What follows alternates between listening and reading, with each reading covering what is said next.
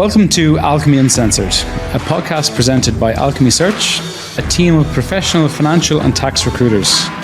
Our podcast is dedicated to providing valuable insights into the financial and tax sector of the UAE by discussing the challenges and opportunities faced by employers and job seekers. Alchemy Uncensored is the perfect podcast for those looking to gain a competitive edge in the finance, accounting and tax industry of the UAE. Stay informed on the latest job market trends, developments and conversations to stay ahead of the game. Tune into our podcast to be part of this insightful conversation. I'm Conor McHugh, the founder of Alchemy Search, and I'm joined today by Nauman Asif Mian, who is the distinguished financial leader currently serving as the Chief Financial Officer at Bait.com, the number one job site in the Middle East. Nauman was named one of the most influential CFOs in the GCC by the Khalij Times and was featured in the CFO Power List. He is also the first member to be elected in the ACCA Global Council from the UAE. So, Nauman, thank you for joining me today. Thank you for having me, Conor. How's everything going? How's life?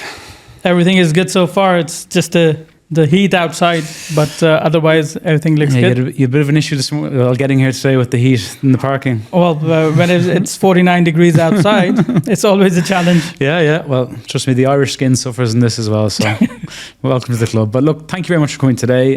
Look, we're going to have a pretty good open conversation, go through, different questions. And look, the whole purpose of today is, understand what your thoughts on CFOs, what's happening in digital transformation, and have quite an open conversation. So hopefully our listeners will learn quite a lot from you today. Not so much looking me. forward to it. Perfect. Well, look, let's kick off then. So look, Nauman, as a CFO, what would you say are the most significant challenges and opportunities facing finance leaders in today's rapidly changing business landscape? Well, life for a CFO has definitely changed a lot, especially as the business are evolving. The requirements are also changing from a CFO perspective, whereby previously the traditional role of a CFO was about getting the financial rights, getting the numbers right, and presenting those numbers to the outside world and internally. Whereas now the challenge is a lot more different as business continue to evolve. Yeah. The requirements are changing and they are now required to, communicate continuously. Yeah. Also keep a real check on how the overall market is changing as well. And going back to your marketing head, to your HR head, giving them some insight on how the business is evolving as well as the markets are changing. And that obviously now with the advancement in technology, continues to be a real driving factor for CFOs to drive that change within the organizations as well. And what we have seen so far, and you can see globally with all these challenges that come around, the compliance requirements continuously evolve. It's getting a lot worse in UAE now, I think. Well, not worse, probably better, let's just say. But there's a lot more now, isn't there? Definitely. And that really puts a lot more pressure on the CFOs to make sure that you continue to manage that. Other than technology, compliance, risk factors, as the world changes with some of the complexities coming from geopolitical challenges, the compliance factors continuously change as well. So there's a good check that needs to be done on the compliance front as well. But at the same time, I think that one challenge that all CFOs face, and I'm pretty sure, Conor, you can vouch for that, is the talent management. People are always looking for something better. So how do you retain them? How do you hire the right talent? And with the business requirement changing as well, the need for a real accountant probably is not there with all these technologies. You can do a lot more through technology. So you really want somebody who can think, analyze, and then present data. And with, obviously, you've been in Bait a good few years at this point. How have you seen your role change pre-COVID? Let's just say 4 or 5 years ago as opposed to today? Have you seen like a massive material change on day to day, or is it, still evolving? Obviously, technology is obviously the big thing, which we will touch on later on in the podcast. But, how has your role changed from, 5 years ago? Well, for us, Bates is a technology company. So we have Bates as the job portal, which is one of the platforms. We also have vFairs, which is a virtual events platform. So during COVID, while the businesses were facing the challenge of how to ensure that they are sustainable for a longer period, whereas for us, we were facing a different challenge, as we had our product, which was virtual events, and while everything was shutting down or being locked down, our virtual event platform really took off. Yeah, I bet. Good. And that really helped us from a business perspective. And while we were thinking that we may not have much to do during the lockdown, we were actually spending 15 to 16 hours just working, because the growth that we saw in our platform was immense. So you were a happy CFO. I was definitely happy, and at the same time we had, because our virtual events platform is based out of North America. So the compliance, the technology, the taxation, all of these factors came in all at once, because we were obviously we were prepared to an extent, but when you have to go out and register to 20 different states and start filing in 20 different states in the US, you really find out that it's not an easy exercise. So we actually had a really good time during the lockdown, but it was also quite stressful, because we were also following the US hours and the Middle East hours. Oh, wow. And what part of the US was it? Was it what, East Coast, West Coast? What sort of time zones were you dealing with them all? We had to register in 20 different states. So some of our consultants were in East Coast. Some of our bankers and lawyers were on the West Coast. So we struggled. I still remember having a call at 1 o'clock in the night with our tax consultant. Dealing with a lawyer late at night probably isn't much fun, I wouldn't think. But okay, cool. Look, thanks for that. So what are some of the key drivers that are pushing companies to embark on a digital transformation journey, particularly in the finance function? Well, digital transformation, I believe, is a continuous journey.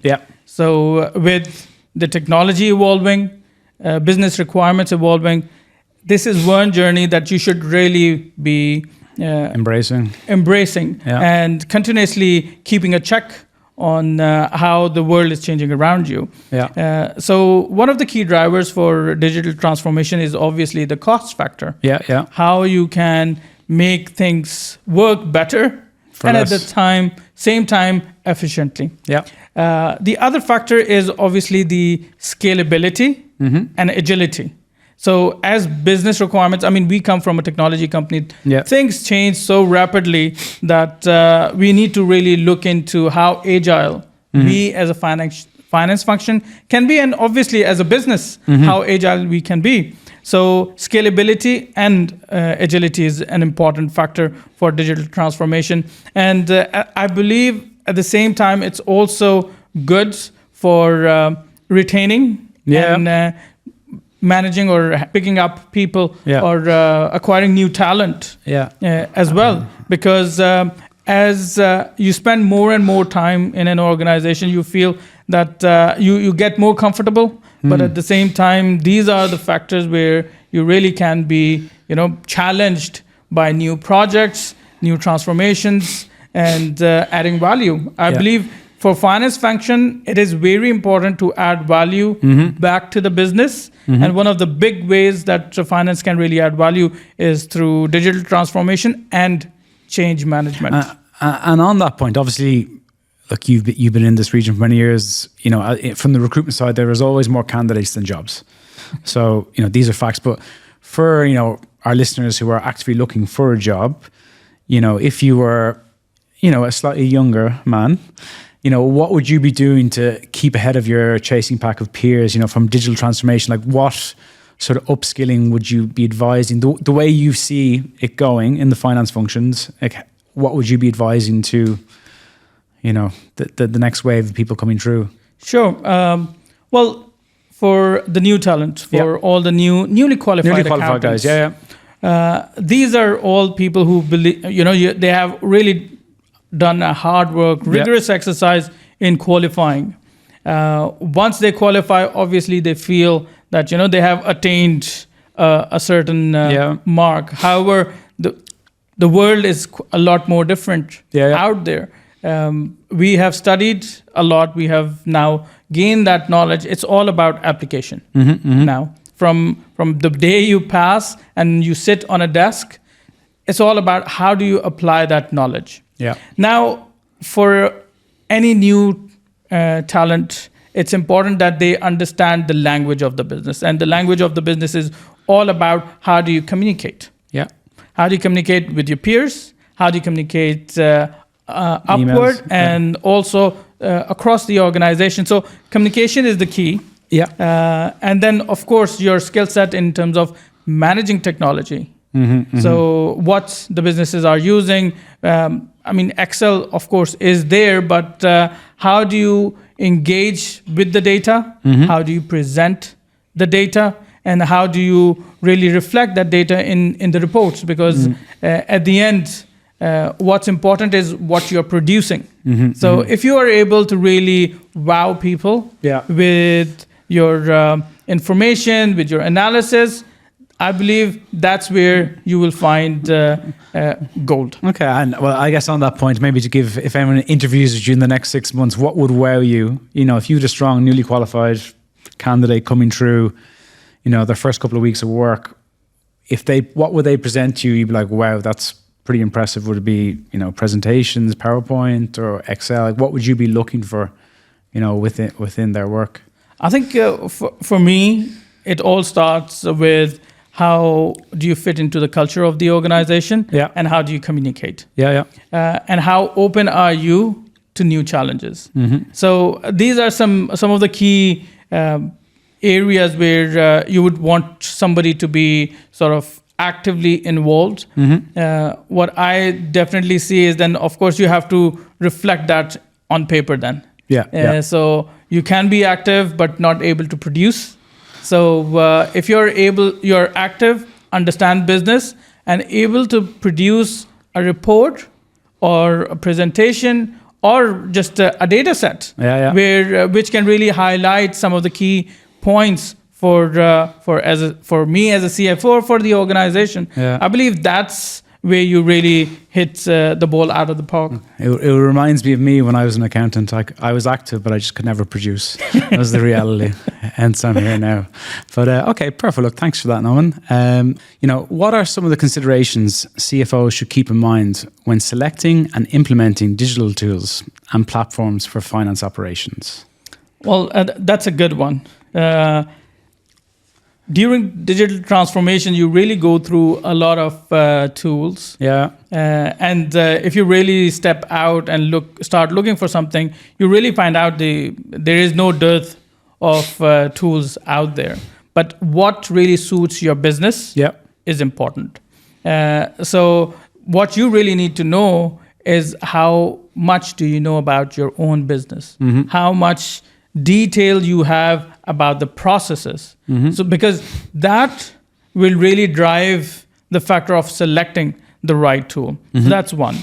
The other point would be how scalable the tool is, because businesses continuously change and the requirements will change. So is your tool going to be available for the next 2 years or next 10 years? How agile that tool is. So two, of course, it's going to be how effective that tool is over the period of time.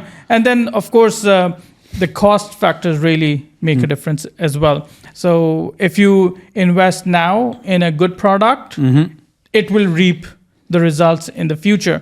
But is that going to cost you an arm and a leg? So that's the cost-benefit analysis that you still need to do. So these are probably the three factors I generally look at in terms of how I would opt for a new tool. And sometimes I also challenge myself and try and understand what the new technology is really offering you, because you think your business really needs something, but the product out there is much better and is offering a lot more. which should ideally drive your thinking process. Yeah. So this is why whenever there is a tool or digital transformation exercise, I never sit alone with on a discussion table. I always have more people from the team, and if there is an involvement from outside of the team, I involve them as well. Try to make sure that you get different perspective. Sometimes different things trigger in different teams as well. So I believe having a little bit more holistic view and having more people involved in the exercise really helps you finding the right tool and throughout the journey as well. And I guess, look, with that, the times obviously we're living in the last few months, it's all been ChatGPT, all these things, people's jobs are going to be made redundant. What's your thoughts on that? Because obviously in the finance function, there's always talk about, this area is going to be replaced by tools or AI or whatever you want to call it. But how do you sort of see that space? Obviously being with a tech company, everything's moving so quick. Do you think there's a line where they're going to have to sort of stop this, or how do you think it's all going to happen in the next few years, really? Well, it is always an interesting discussion, especially around technology. Now, AI is definitely making the rounds. I believe any new technology is never a threat. Yeah. You really should look at it and embrace it and see how you can really take advantage of it. Yeah. Yes, it may challenge you, but that doesn't mean it is going to threaten you. And it all comes down to your adaptability. It's only as good as the people that are using it. Exactly. So if you feel that this is going to threaten you, you will see it from that perspective and may not be able to really take advantage of it. It's like when the cars came around, the horse carriages were or the driver or people who were driving those horse carriages. Now, if they were not adaptable and they didn't shift, then it's just a loss for themselves, because now those are the people who will be redundant, who are not able to adapt, not able to embrace. So AI is here to stay. 100%. And all we need to do as finance professionals is to see how we can take advantage of this AI. And I believe there is a lot that we can take advantage of from the AI. I think, look, with AI, especially, obviously finance is a lot more complex than a recruitment business from AI perspective, but there's been a lot of advancements in our space as well, and as you said, it is all about embracing it. 20 years ago, when I guess LinkedIn really started getting bigger and bigger, everyone said that was the end of recruitment businesses. Job portals, job sites, again, similar situation, but it is a people business. So I think as long as we're not placing robots in the near future, we should be sound. So in light of the ongoing digital transformation, how do you see the future role of AI, and what steps should CFOs take to embrace and leverage technology effectively? Well, as we were talking about, AI is really the future. No matter if you like it or not. So I would say embracing is the best approach. Now, in order to take advantage of it, it goes down to what sort of data you are generating. So first of all, understand the data points, because in AI only reads from the data that you have. So are you feeding it the right data? Now, that data can be financial, but a lot of this stuff, a lot of the understanding, or a lot of the key factors, driving factors, are really hidden in the non-financial data. So if you combine this data and feed that data through the AI, you can really see wonders coming off it. And so the first thing is obviously the data set. Then, of course, within your team, you need to really put someone in charge of pushing this forward. Because, of course, you have different people at different level of understanding of AI.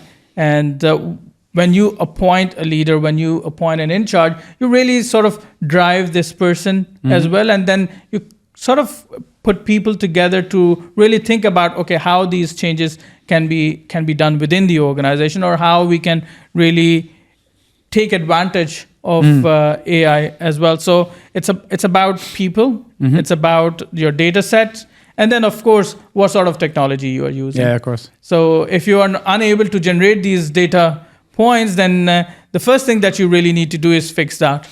So before you compete in a race, you really have to prepare yourself. Yeah. And AI is definitely a race for all industries now. And with AI, look, obviously finance function, it's a big, a lot of roles, responsibilities. Where do you see, like, as of today, where is AI like very, very strong? Like, within a finance function, which tasks now do you feel AI really, doing pretty good? Or, where do you see the gaps or things which you think it still has a bit of a way to go? I think it's AI has yet to pass the CPA exam. But I think it has actually done it in the 4th attempt or something. Oh, yeah. But the knowledge is definitely out there, which means that AI can read that. Yeah. Now it's all about the application. Yeah. So as long as you're asking the AI the right set of questions, you are most likely to get the right answer as well. So now, in order to, you still have to put the professional skepticism along the way. You need to really understand if AI is really giving you the right set of data. And AI, obviously, now some of the challenges probably AI has is it may have some bias, it may have some of those challenges, and there are certain guardrails that are still not there for AI. So you probably need to manage through those. So that professional skepticism still continues to play a very strong role in understanding what AI can do for you. And at the same time, embracing AI or utilizing AI within your, it's a sort of a step up. So every single time you take a small step up and try and gather a lot more from the use of AI tools. Yeah. Just a regular communication coming from finance, if you put it through ChatGPT, really can make that small difference. So I feel sometimes finance people really fail is really on communication side. Yeah. So I think if they use ChatGPT, probably they can really make some good friends. Yeah. So AI won't be signing off any set of accounts for audit firms in the near distant future. Hopefully not. Yes. No, good, perfect. Well, look, what are some potential risks and concerns associated with AI implementation in finance, such as job displacement and the need for human oversight? Well, as I was saying, that there are certain guardrails that are still required. It is ever evolving. So every single day, things are changing. AI is continuously getting better. In Abu Dhabi, you have these driverless taxis around. So it is certainly taking shape. Now, for accountants, you obviously have to figure out your need in the business or in the organization. Are you adding value to the organization, or are you just doing your day-to-day exercise, churning out your financial reports, and that's job done? If you're still with that mindset, probably you're not going anywhere.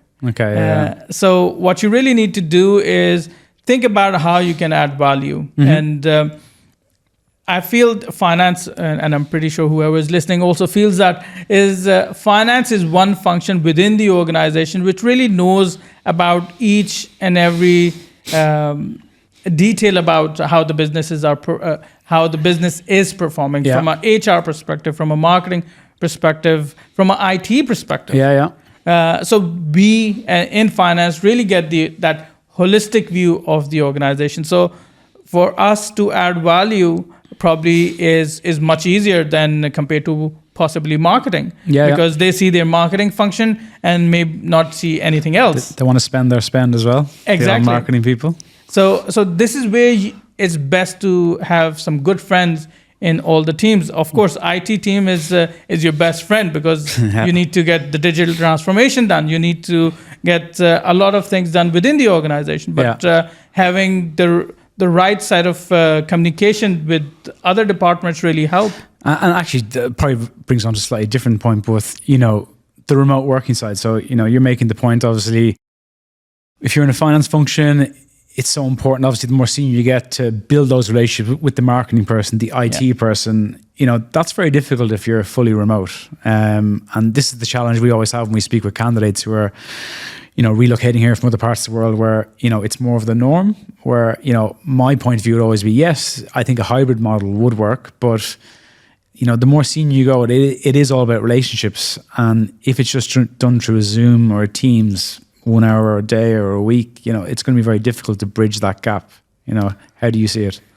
Well, probably a lot of people may have a different opinion on this. Of course, but I certainly believe, as you said, it's all about relationships. Mm-hmm. When you are at a senior role, or even within finance, the more insight you can get, the best for you to be able to get the data, the right set of data, as well as put some right analysis onto it.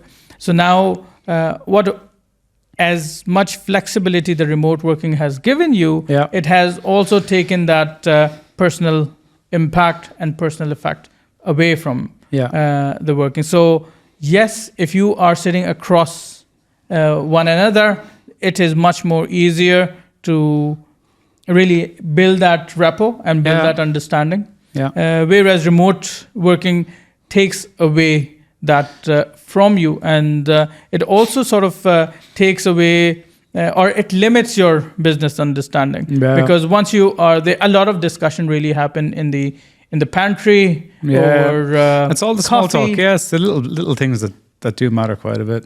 Exactly, and those are things that can really change the way you perceive the business as well. Because if you don't get, from a finance perspective, it is highly unlikely that you sit across a marketing person or have a Zoom call with them, right? Whereas you can definitely sit down in pantry or have a cup of coffee with them. So getting that understanding probably is missing if you're not if you're completely remote working. And look, obviously, when you were going through your career, were you always in environments where you were reporting into, when you were an FC, maybe the FD, and I guess having the ability to approach him or her, to really mentor you? Because I know obviously, you do a lot of mentoring yourself, ACCA, etc. Yes. So that's the point where I really think with, up and coming candidates, newly qualified, mid-level candidates, is that if you've no access to your boss, how do you expect to learn and develop? It's baffling, but that's how I see it, my side anyway. No, I completely agree. For anyone who's joining the company, I believe it is really challenging if you're being onboarded remotely. Because you may understand a lot of things which are... You'll have read the website, but your Christmas party is going to be a bit awkward. Exactly. You all rock up there, you don't know each other, and then... Exactly. And you know the business through papers, right? Through their policies, through their procedures, and you might be excelling in it. But the culture of the organization could be completely different. And of course, you want policies and procedures in place, and obviously you have to abide by them. But the culture really drives... Yeah, and it's like anything. It's like turning the question around to someone saying, would you have liked to be homeschooled? Exactly. It's for me, there's no difference. Your work, some of the best friends you have can be from work. So same as school. But, I do think hybrid will work. And I think UAE is quite interesting because different companies do have different policies. Some are very, very strict, as in, you're an expat, you need to be in the office, I need to be able to see you. That's probably sometimes too extreme, but then there's other companies that have, quite a bit of flexibility, which, it works both ways. There's probably no perfect thing, but I do feel there has to be happy medium. I think fully remote is a no. I think fully in the office with no flexibility is also a no. So, yeah, common sense isn't very common, as I always say. But as you said, the sense should prevail, and really, it's all about finding the right mix. Yeah. You really want to offer the flexibility, but not at the expense of. Yeah, and the thing is for us, look, as a recruiter, we speak to obviously candidates quite a lot, and it is the common complaint, zero flexibility, especially in the summer. We're in the summer now. The roads are a lot quieter, people are away, and then there's some people that are just stuck in their office job that they can't get away for a little bit of flexibility. And these are the guys that are ringing us saying, get me out of here, is the reality. But so how can CFOs foster effective collaboration and communication with other departments, such as our friends in marketing, operations, HR, to achieve organizational goals? I think it's like an orchestra. Yeah. And finance really plays the function of that conductor. So if you really want to get the right music... And the quietest man is the most dangerous man in the room. Exactly. So if you really want the right symphony, then you really need to make sure that people are synchronized. Now, that not just enables the business to flow easily, but at the same time, a lot of the strategic goals that the company has set, you can drive those strategic goals because you are aligned. If you don't have that alignment with other departments, you will be going off. It's a lot of heads. And what really takes a toll is then you miss your targets. And you miss your those specific goals that you were planning. And you're thinking, okay, where did I go wrong? Really, the goals set or the KPIs that were set were still pretty okay. It's just the fact that people were not able to really sit together and understand how to do this. And obviously, without stating the obvious, again, you've had a very good career. How have you built those relationships? Like if there's some guy listening who's FC level, wants to make that step up, how do they go about building these relationships? Is it as simple as following someone to the pantry room, maybe photocopy, but that's probably gone now, ever as paperless. But how did you develop those relationships in the right manner? Because the other side of it is all about mirroring and emotional intelligence, because functions stereotypically are different in how they go about their, we even see it as recruiters, tax people are quite different than finance people. Of course.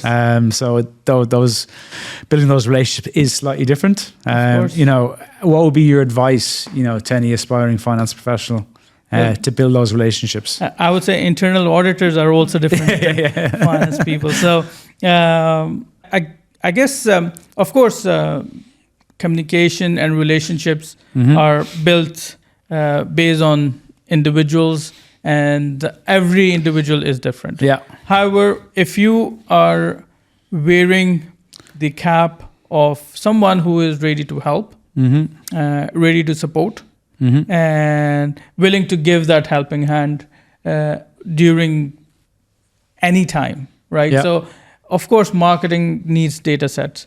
HR needs information. So if you are really willing to help people out, then they will obviously extend back that sort of help to you or that support to you. So you really build relationships on one, of course, always be professional. But then at the same time, make sure that you in your role have a responsibility towards the organization, but as well as to the people in these organizations. So as long as people see you, people can come and talk to you. I feel that's the first step of building the right relationship. And with that, again, not to put you on the spot, let's just say I'm the marketing person, I'm the HR, and I'm just giving you a tough time. You're chasing me and I'm not giving you the time of day. Maybe I'm being unprofessional.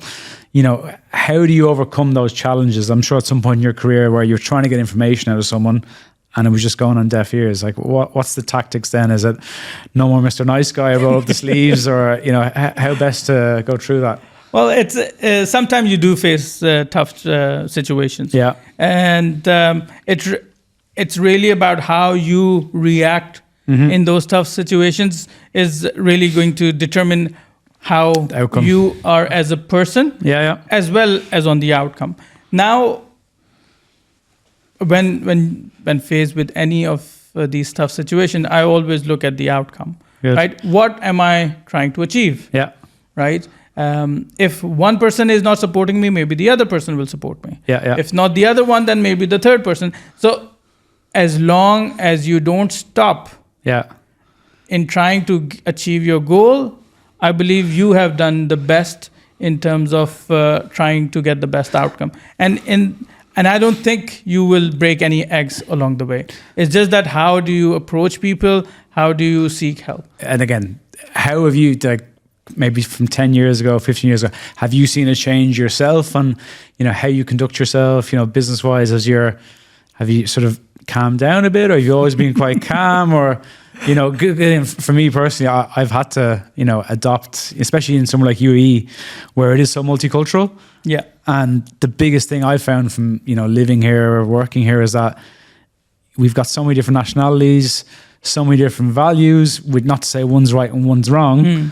But I think for anyone looking to move to this part of the world, that's the biggest thing that, you need to get your head around pretty quickly, or else it's going to end up pretty badly for you, I think, out here. No, that bit I completely agree. And one of the blessings that I've had is, one, I've been in the region for 15 plus years now. So obviously I understand the culture, I understand each and every individual is different. Yeah.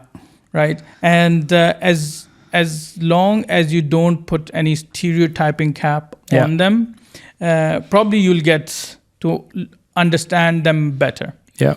A lot of people react in certain ways in certain situations. Yeah. Right. So try and be as independent in terms of your understanding of the situation as well as people. Yeah.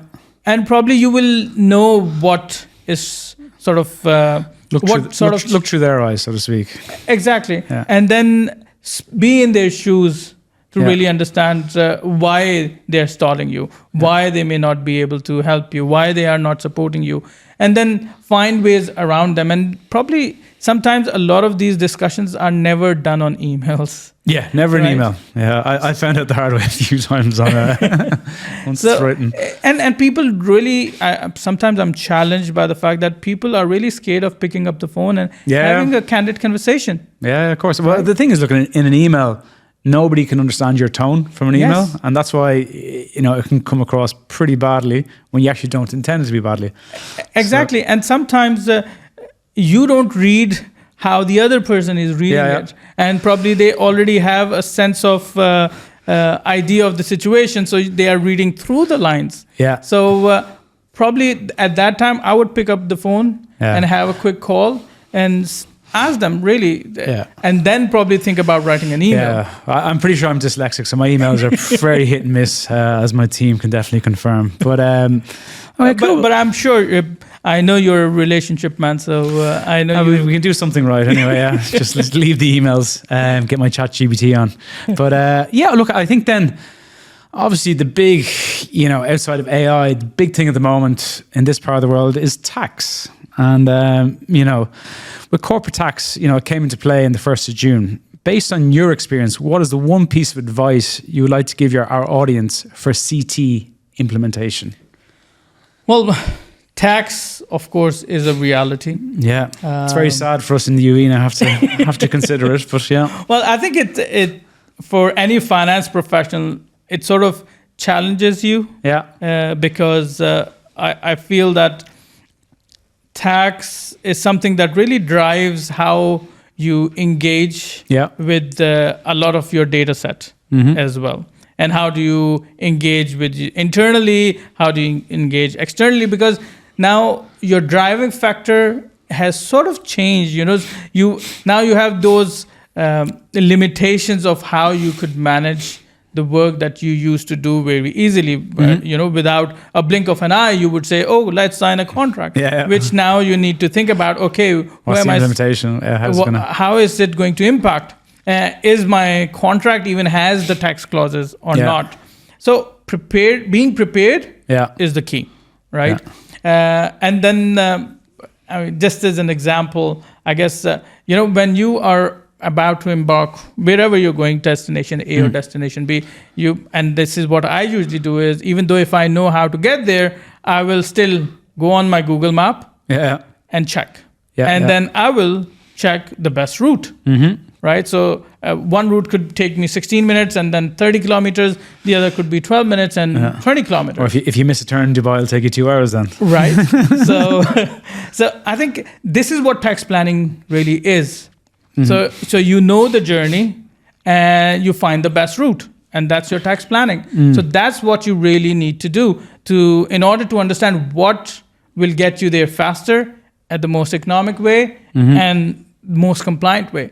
So, those are the key factors in terms of your tax planning. So if you understand tax, first of all, be ready to embrace it, and then do your tax planning. So this is the best way to really prepare yourself for tax implementation. And with that now, obviously we had VAT a couple of years ago. Obviously a lot of finance professionals were, doing the VAT implementations. Do you think now with CT, it is a bridge too far where, you need to get more advice from consultancies or, obviously in your CFO network, what is the talk like? Is it a case, keep getting the consultancies or upskill ourselves in it, or, how is it all being positioned? Well, I think VAT was a lot more driven by processes. Yeah. So the VAT was all about transaction. Yeah. It was a transactional cost and it was a transactional tax. Yeah. So which meant that during the process of transaction, how are you engaging with the business? How are you engaging with the supplier? And then the outcome being a tax invoice. Yeah. Now, from a VAT perspective, so once you have that process in place, and if your business doesn't change drastically, you're set for life. Yeah. And also the tax positions that you may have taken that would really stay on or stick on for a longer period. Whereas corporate tax is obviously slightly different. Now, it requires a lot more tax planning, right? Because for VAT, it was transactional.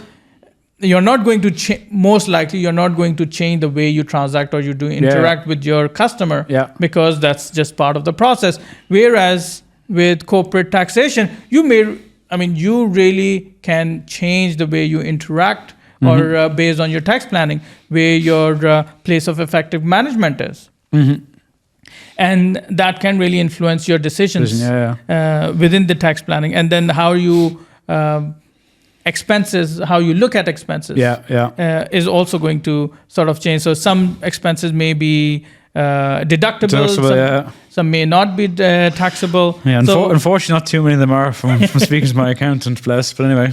So, these are the things that you really need to know. And tax planning is sort of your continuous exercise. So it's not like a VAT, your process is done and you're finished, but tax planning continues because you may have certain changes. You may have a double tax treaty impact coming in. You may have transfer pricing challenges. Well, that's the big thing. Transfer pricing is from obviously we've Ruttica doing our tax recruitment, but like transfer pricing seems to be the hot area for companies now. And it is, the way businesses are set up in Middle East, they are really, some of them are headquartered in Middle East. Some of them have a lot of services coming from outside, and they are probably just a sales unit. Right. So for them now, transfer pricing is the key because they may be acquiring some services from intercompany services, which were previously not really. There was much documentation wasn't required because you were not filing any tax returns. But now you really need to come at an arm's length transaction and it's not just coming at arm's length transaction. It's about proving that you are at an arm's length transaction. Or else they get the fines. I'm sure there'll be some big stories. I remember that when VAT came out, some of the fines companies were getting were crazy. Yes, and if you come fast forward it to 5 years or 6 years down the line from VAT implication, ask any business, they won't tell you that, my business is getting affected by VAT. Because if they had taken the right positions back then, had the right process in place, they are good. Similarly, you may find CT, corporate taxation, bite you a little bit or pinch you initially, but it will become part of your daily routine, and it's all about the mindset. But tax planning will continuously evolve because the tax may continuously evolve at the same time. So you have probably withholding tax right now at 0%. That might change in the future. So if that happens, again, you have to go back to your business and completely look more at tax people. Exactly. So you have to really keep a good check on your business requirements as well as on tax updates. So your question on, do we upskill yourself or do we outsource it? Well, upskilling, I feel that there is no getting away from understanding how the tax law works. Right? For you, for me, or for anyone in my team. Because tax is going to impact all of us. Now, are you an expert? Probably not. No. Right? And so, yes, you need to engage with a consultant. Right? But in order to engage with the consultant, you really need to know yourself. What's going on? What's going on? Because, I mean, as much as I love my consultants, I need to know my business. If I don't understand my business requirements, I will never be able to pass on that information to the consultant. And consultant will not be able to give me the right advice. So if you really want to engage with a consultant, think of them as probably your... it's an extension of the business. Exactly. As your sounding board. Right? Exactly. You need to know what you need to do in the business, and then you, seek help and take an expert opinion. But if you're banking on consultant to guide you throughout the way, probably that's not the best approach. It may work, but I would really want to hold the rein myself, and then obviously seek guidance from outside. Perfect. Well, can you discuss some key strategies and best practices for managing financial risks in an increasingly uncertain global economy? Well, it's a financial risk, or as you can see, how the markets have changed since last year, how business valuations have changed. So the markets continuously change, be it from a geopolitical perspective, be it the currency risk, or even the availability of investment or cash. So now all of these are important for you to drive your business. So in order to do that, you really need to understand what your business key requirements are. Do you need cash? I mean, you really need to understand that cash is reality. Cash is king. Cash is king. So how do you drive your cash? How do you incentivize people to get more cash flows? So if your focus on the business is around cash flows, probably you can go through any sort of storms. Whereas if your focus has always been about the vanity, which is top line, and how you get your valuation, it may not stick for too long. And that's what we have seen in the recent... especially in this part of the world. It is chasing. I'm a glorified credit controller these days. But no, perfect. Well, look, look, from my side, thank you for coming in today. We're gonna finish with a few quick fire questions. So before we end this episode, we'd like to know more about you. Sure. So we'll be asking questions that would help us see the other side of Nauman. So, first question: what's your favorite restaurant in Dubai? Well, I hope my other side is no different than my regular side. But for me, my favorite restaurant would be Hunters and Barrel, which is... Oh, lovely, steak, Yeah, the steaks and the burgers. So I'm a man who likes my burgers a lot. Good man. Well, get the burgers into you. And then next question. So, your favorite ways to spend your weekend? Well, the weekdays are tough from a work perspective. Weekend is all about family, being around the kids, and they drive the weekend rather than... they're the boss. They are the boss. Good. And then next question. So, favorite country you've been to? Well, it is always a difficult one, but I have found Italy to be to be the most fascinating one, with its history, with its nature, with its picturesque views, and probably my brother-in-law would love to hear that because he's from Italy. Yeah. Cool, good. I'm still waiting for my ticket though. Yeah, well, as an Irishman, the wine's very tasty in Italy as well, so we get the good stuff. So, and then look, last question: what would you become? What would you have become if you were not a CFO? What line of work could you have ended up in, do you think? Well, I enjoy my work as a CFO, but probably I would have been a dentist. Yeah. I love putting smiles on people's faces. For me, dentist would be the best role, and it makes enough money as well. So. That's good. It'll keep you ticking along. Well, look, Nauman, look, from my side, just like to thank you for coming in today. Thank you for having me, and thank you for this opportunity. So we hope this podcast has provided you with some useful tips and advice. See you at our next episode. Thank you.